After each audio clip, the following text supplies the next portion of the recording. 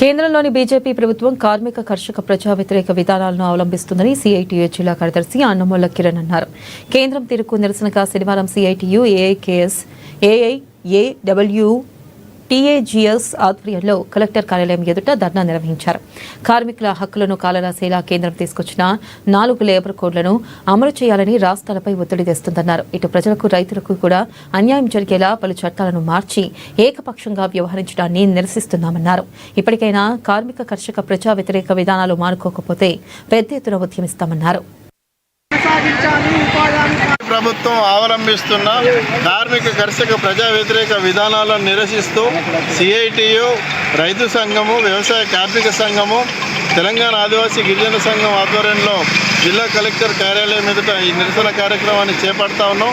BJP 3వసారి అధికారంలోకి వచ్చిన తర్వాత కార్మిక కర్షక ప్రజా వ్యతిరేక విధానాలను మరింత దూకుడుగా అవలంబిస్తూ ఉన్నది.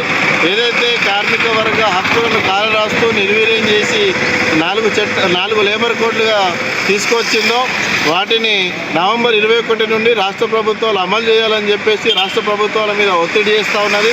అదేవిధంగా ఈ విద్యుత్ సవరణ బిల్లును 2025 తీసుకొచ్చింది.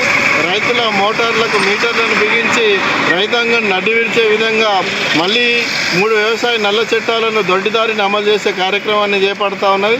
అదేవిధంగా గ్రామీణ ప్రాంతంలో వ్యవసాయ కార్మికులు, ఇతర కార్మికులు ఉపాధి పొందుతున్న మహాత్మా గాంధీ జాతీయ గ్రామీణ ఉపాధి పథకంలో అనేక మార్పులు చేసి దాన్ని నిర్వీర్యం దిశగా తీసుకొచ్చి విబిజీ రామ్జీ బిల్లును ఏకపక్షంగా మందబలంతో పార్లమెంటులో, రాజ్యసభలో ఆమోదింపజేసుకున్నది.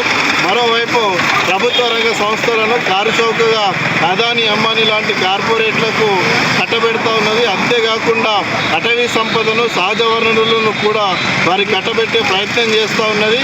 ఈ కేంద్ర బీజేపీ ప్రభుత్వ కార్మిక కర్షక ప్రజా వ్యతిరేక విధానాలను ఇకనైనా ఉపసంహరించుకోవాలి.